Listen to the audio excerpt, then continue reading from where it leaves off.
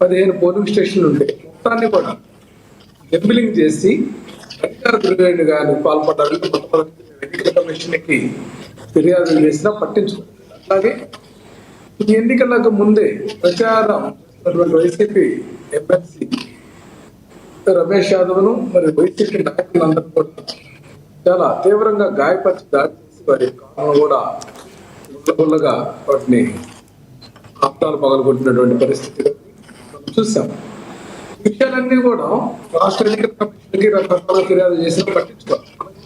ఇక్కడ ఒకటేనండి, నిజంగా ప్రజాస్వామ్యం అంటే ఏంటంటే దొంగోట్లు వేసుకోవడమా, రిగ్గింగ్ చేయటమా, దౌర్జన్యం చేయటమా, అసలు పోలింగ్ బూతులను స్థానిక పోలింగ్ బూతులు 4 కిలోమీటర్ల దూరం పెట్టి అసలు ఓటర్లను పోలింగ్ బూతులకు రాకుండా పక్క నియోజకవర్గాల నుంచి ఓటర్లను తరలించి, పక్క మండలాల నుంచి ఓటర్లను తరలించి కొంతమంది దొంగ ఓటర్లని క్రియేట్ చేసి 90% మంది దొంగ ఓట్లు ఇక్కడ పోల్ చేయించలేదు మనకు అర్థమవుతుంది కదండి.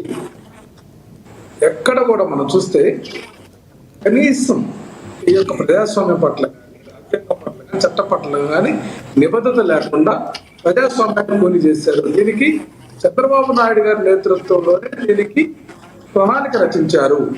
బీటెక్ రవి రాజ్యాంగేతర శక్తిగా అవతరించి అక్కడ చేసినటువంటి దుర్మార్గం. అక్కడే స్థానిక డిఐజీ కోయ ప్రవీణ్ గారు కూడా ఆయన యొక్క విధానం చాలా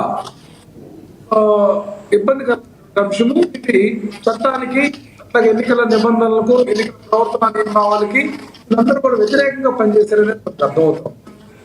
అధికార దుర్వినియోగం చేసి పోలీసు వ్యవస్థను అడ్డు పెట్టుకుని అసలు ఆ వ్యవస్థనే అపహాస్యం చేస్తూ ప్రవర్తించినటువంటి విధానం ఈ ఎన్నికల్లో పట్టబలైంది. చాలా మంది పోలింగ్ స్టేషన్లో ఏజెంట్లే, తెలుగుదేశం పార్టీ ఏజెంట్లే వైసీపీ ఏజెంట్లను బయటకు నెట్టేసి పోలీసుల సహాయంతో అక్కడ యథేచ్ఛగా బ్యాలెట్ పేపర్ల మీద వీళ్ళు ఏదైతే పోలింగ్ ఆఫీసర్ దగ్గర నుంచి బ్యాలెట్స్ ఆ బండిల్స్ తీసుకొని ఓట్లు వీళ్ళే బహిరంగ కొన్ని అంశాలు మనకు అంటే మీడియా కానీ లేకపోతే వీడియోలు కానీ కొన్ని వస్తాయి కదంటే మనకి ఇవన్నీ కూడా బయటకు వచ్చాయంటే యథేచ్ఛగా మీకు కావాలంటే చూపిస్తాను కూడా నేను. ఆ వీడియో ఒక వ్యక్తి టప్ప టప్ప టప్ప టప్ప ఓట్లు వేసుకొని చించి తీసుకెళ్లి బ్యాలెట్ అన్ని కూడా ఆ బాక్స్ వేస్తున్న పరిస్థితి మనం చూస్తాం. ఇంత యథేచ్ఛగా జరిగితే ఈ ఎన్నిక కూడా ఒక ఎన్నికగా మనం ఎట్లా పరిగణిస్తామంటే ఎన్నిక కాదు, ప్రజాస్వామ్యాన్ని కూలీ చేస్తూ జరిగినటువంటి ఒక అపహాస్యం. ఎన్నికలు అంటే ఒక ఏహ్యభావంతో ప్రజలకు ఒక దురుద్దేశపూర్వకంగా చేసినటువంటి ప్రయత్నము. ఏదైనా సరే ఎన్నికలు అంటే ఒక క్లియర్ కట్ గా మన యొక్క బలాబలాలను నిరూపించుకోవడానికి అందరికి అవకాశం ఇస్తూ చేయాల్సినటువంటి ఆవశ్యకత. కానీ ఒకటి రామారావు గారు, వైసీపీ వాళ్ళే అక్కడ దౌర్జన్యం చేశారు తప్ప ఓట్ల జరిగే విధానంలో ఎక్కడ మార్పు లేదు. వారు ప్రతిఘటించడంతోనే అక్కడ అడ్డుకునే ప్రయత్నం కార్యకర్తలు చేశారు తప్ప ఎక్కడ టీడీపీ అలాంటి చర్యలకు పాల్పడలేదని చెప్తున్నారు. టీడీపీ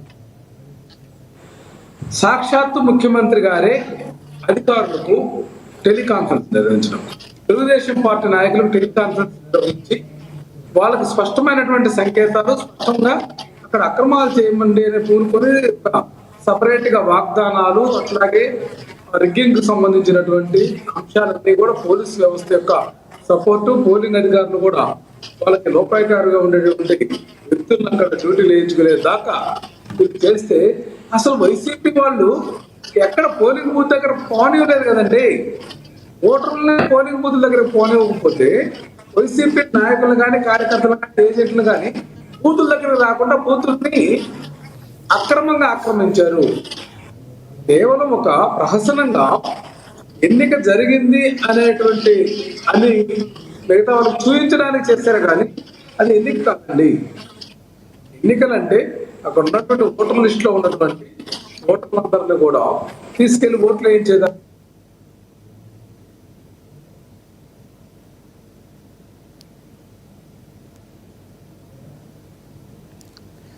ఎస్ ఎస్ మల్లికార్జున గారు. సార్ చెప్పండి. ఎస్ ప్రధానంగా అంటే వైసీపీ ఆరోపిస్తుంది, ఇప్పుడు రామారావు గారు కూడా మాట్లాడారు, అంటే రిగ్గింగ్ చేసుకున్నారు, వారికి కావాల్సిన ఏజెంట్లను పెట్టుకుని వారే వరుసగా ఓట్లు గుద్దుకున్నారు, అలాంటి వీడియోలు కూడా ఉన్నాయి చూపించుతామని చెప్తున్నారు.